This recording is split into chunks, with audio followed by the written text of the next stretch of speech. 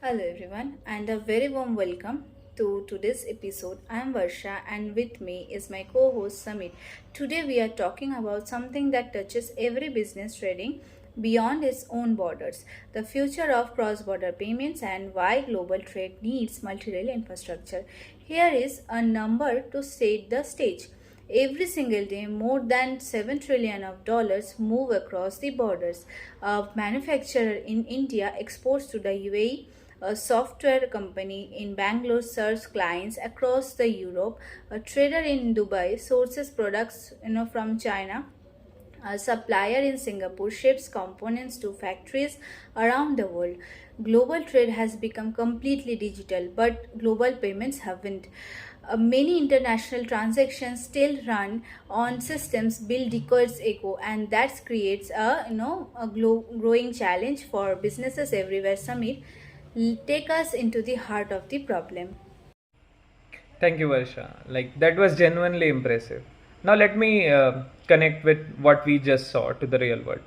So, because this technology matters most when we see it through the eyes of actual businesses.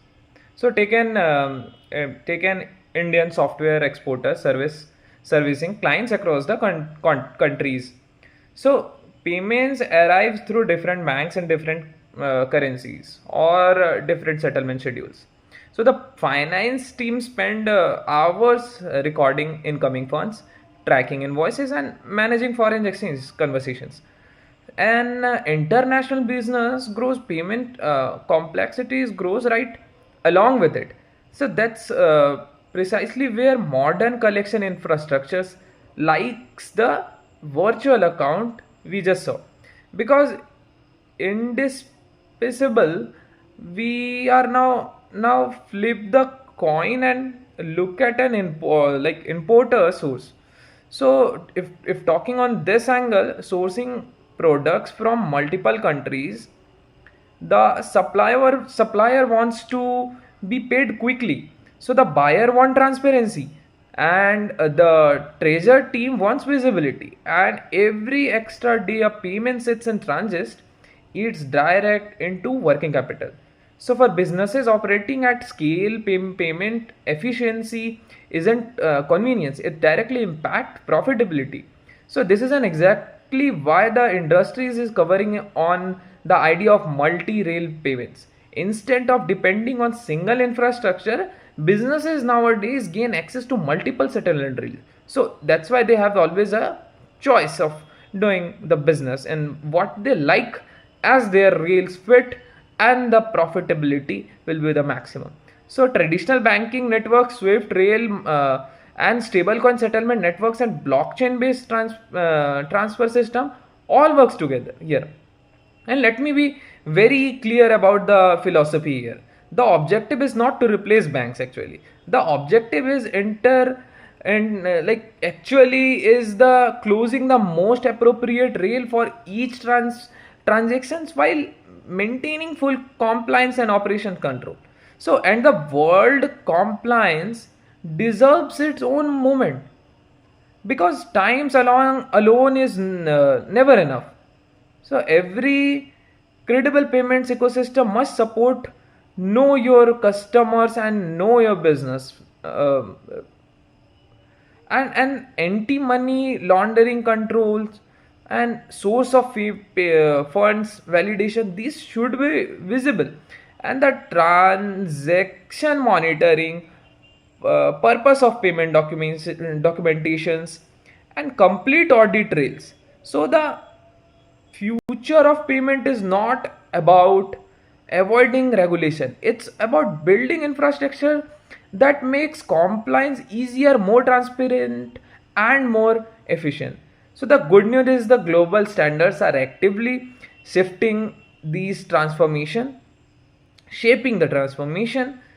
Swift remains the backbone of international banking communication. IOSI 2022 is becoming the new universal language for payments messages, and FATF recommendations continues to guide the financial crime control, And likely the travel rules requirements are expanding transparency across digital assets ecosystem. So together these frameworks are quietly building like a far more connected global finance system. So Varsha, over to you to bring us home.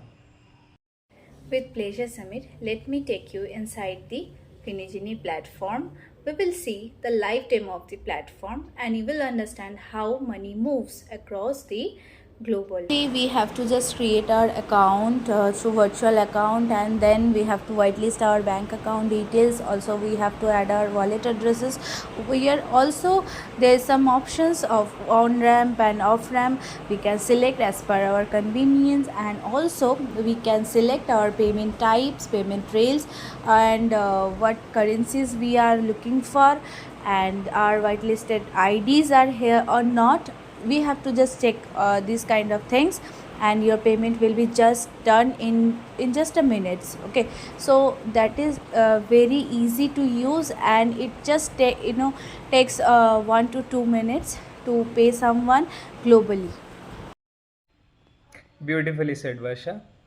Everyone, do follow Finigenie for more insights on global payments, trade finance, stablecoins, and treasury innovations.